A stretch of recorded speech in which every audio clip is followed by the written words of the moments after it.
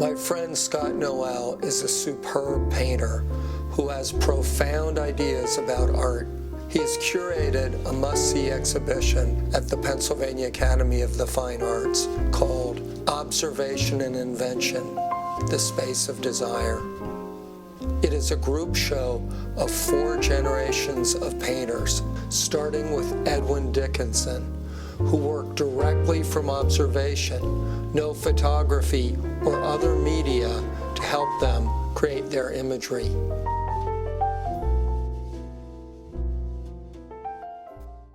I'm standing in front of Edwin Dickinson's chair, Skowhegan number 1. The show begins with this painting, which was done in 1956. It's a small painting. It's pretty unprepossessing. And if you're a painter, if you're sensitive to painting, there's a real allure to this little picture. Looking at the way the chair is evoked through the paint itself. The paint has a smudgy, sharp and soft quality. The spool work and the seat of the chair seem to move in and out of focus as if the paint was congealing and vaporizing before your eyes. Paint is pretty messy, intractable stuff. To see it performing these strange material actions in evoking the chair starts working on your imagination, like all kinds of pleasing, sensual experiences do when you're hearing a beautiful lyric of poetry, seeing a beautifully shot film, when you're listening to beautiful music. Sometimes the sheer action of the medium starts unlocking your own imagination. Dickinson's painting does that.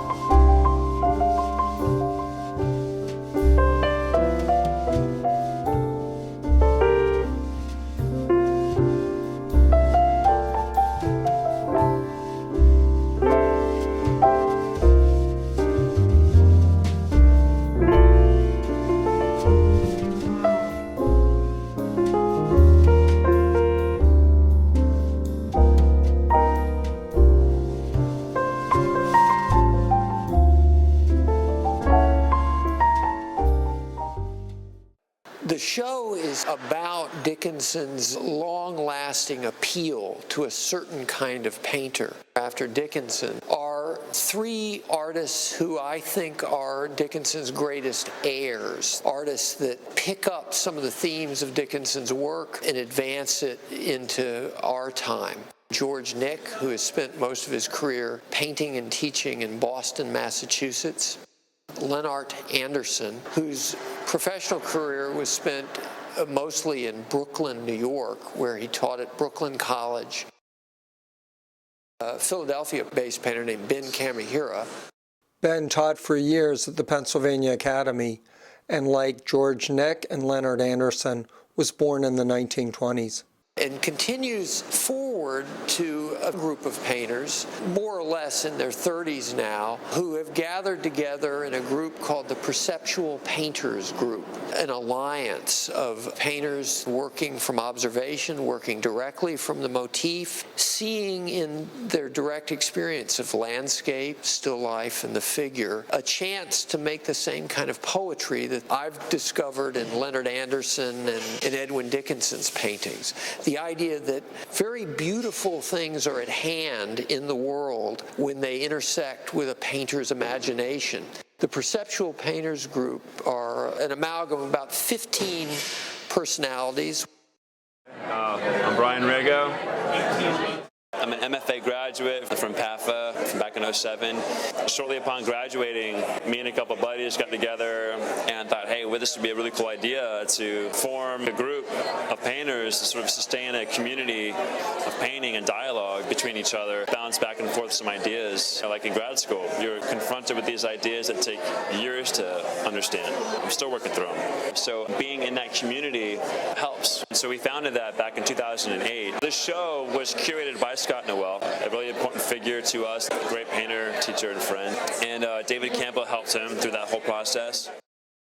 It's David Campbell, and I am a painter, and I graduated from Pennsylvania Academy of the Fine Arts.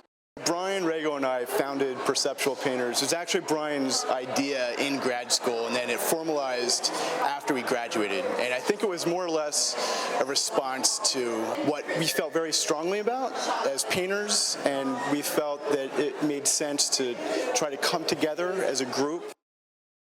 Aaron Lubrick and I both studied with Neil Riley at Columbus College of Art and Design, and Neil's part of the show, and he's friends with Mark Carnes, and we're all part of perceptual painting today, carrying that tradition forward. The thing that I'm so excited about, almost as much as creating illusory space, is applying paint in different ways. So I like to do a lot of scraping and pulling back, applying little marks. You know, I have old gnarly brushes, I have new sable brushes, all sorts of things. So finding what works in terms of suggesting spatial identity. In between this younger group of painters in their 30s and what I might call the grandfathers is a bridge generation, painters who were taught by artists like Anderson and George Nick and became in turn the teachers of the perceptual painters.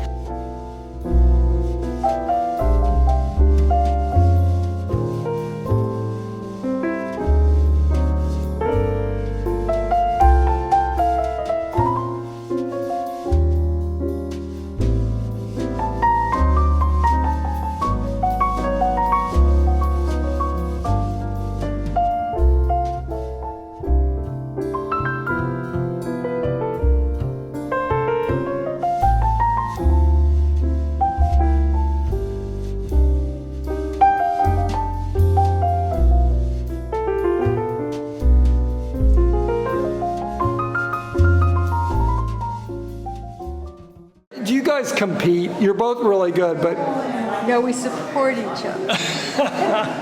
there's sometimes there's compete. Do either of you ever try to talk the other one into becoming a novelist instead? No. When I first started painting, just happened to be a lot of good Dickinson shows in New York at that time. One of my first painting teachers was Francis Cunningham. He studied with Dickinson, and then I studied with Leonard, who had studied briefly with Dickinson. Everyone would always talk about Dickinson like he was the painter's painter. You could really learn to paint how to think like a painter from looking at a Dickinson. You really notice how he handles edges. The edges come and go, wet and to wet kinds of edges, which, especially when you're first learning how to paint, that's like, what? Don't you draw and get the drawing perfect and then just do it? And then the quality of the grays, that there was so much color, a sense of temperature in the paint.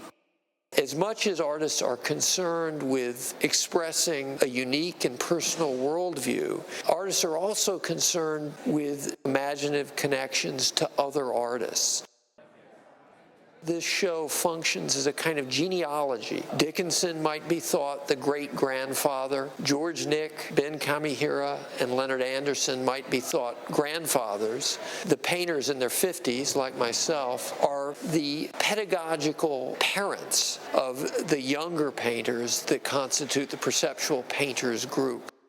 One of Scott's colleagues at the Pennsylvania Academy, the abstract painter Mark Blavitt, notes the great variety to be seen here, despite the shared love of all the artists for Edwin Dickinson. I think that that's the beauty of what Scott's tried to bring together in the show, is a kind of a family that produces offspring who, in the end, barely resemble each other. But they know that there's a kind of genetic link inside of the way that they've established their game. It's all very eccentric and a product of my affinity and solidarity with all of these painters. The hope is the show makes a convincing case that a space is preserved in contemporary art for just this practice, this search for poetry in a direct and unmediated experience of looking.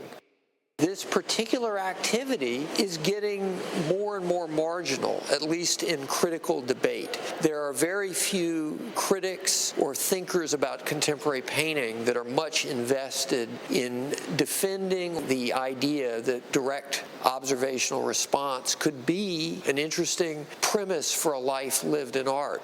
There are plenty of painters that feel this way, But it can be very frustrating when there's very little critical discourse that encounters the activity. There's plenty of figurative painting being done today, but the primary inspiration for the most highly regarded contemporary figurative painting is referencing media sources, the use of photography, video, and film.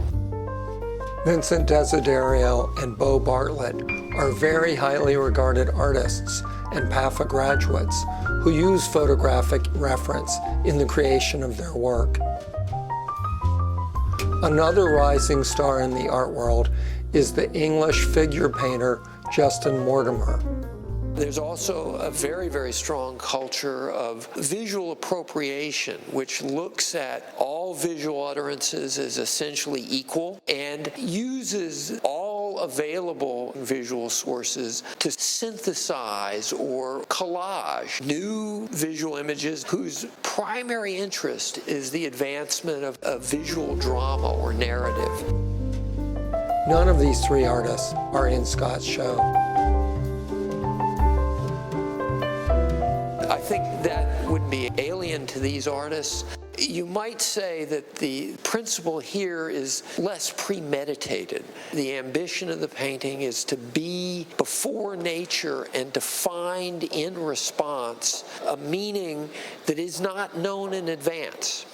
Poetry issues from an encounter rather than from an intention. Scott Noel believes with all his heart, mind, and soul that working directly from nature can unlock an imaginative response that is categorically different from that obtained by painting from photographs. But I wondered if having to be directly in front of the subject could be somewhat limiting. And it turns out that even Edwin Dickinson occasionally used photographic references. I spoke with three artists who explained how they've found flexibility within the direct observation method. All these painters have the same feeling and concerns when it comes to painting, and that is it starts out with being excited about what you're looking at, responding to it, and then letting the painting evolve from there. People in the group can either keep going with what they're seeing and have it be more of a formal experience, and then other painters can have it deviate to something that's a bit more narrative, and it opens up a different, maybe more unexpected result. It started out with just painting this chair with this cabbage, and then that cabbage ended up looking like a brain. So I was looking at a lot of videos about transhumanism where people feel like they're going to be able to live forever if they can replace body parts. Not possible, in my opinion, so I think that's why I thought it would be interesting to have a cabbage represent my brain. Not possible yet. Right, touché.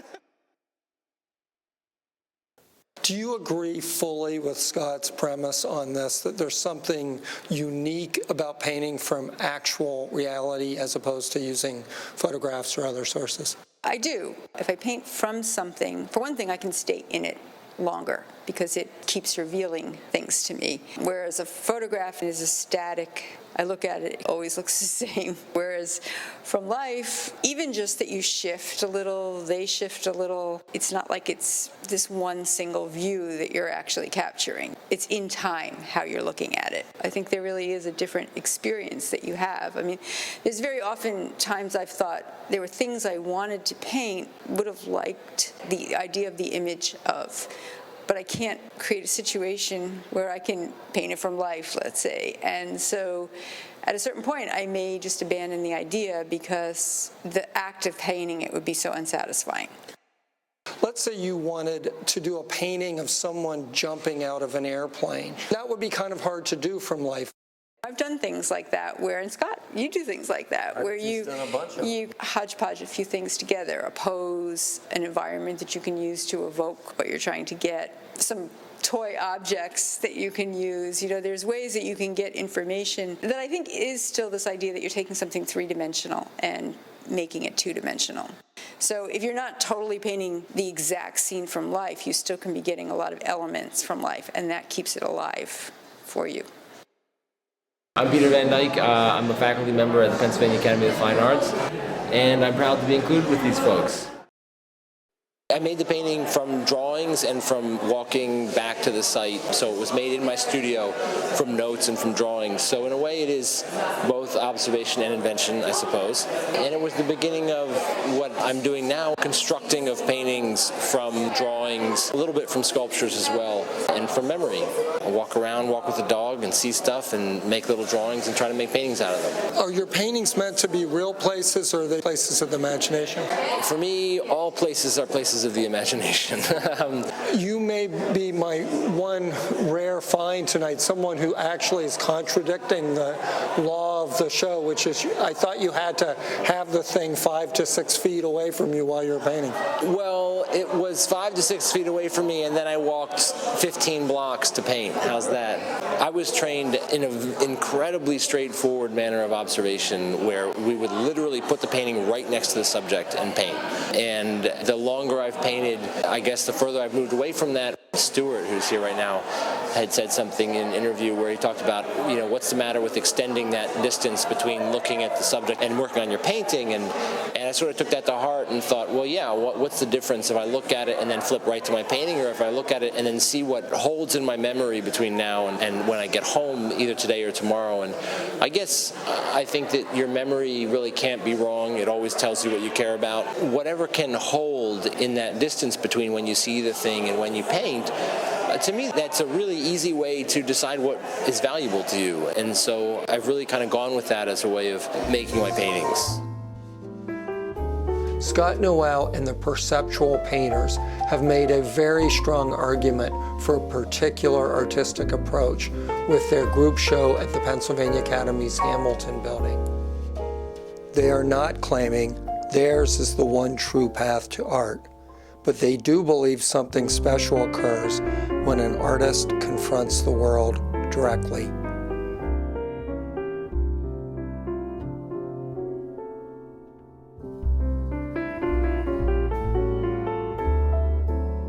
The beauty of the world, the artist's eye, and the substance of paint create a unique experience for artist and viewer alike.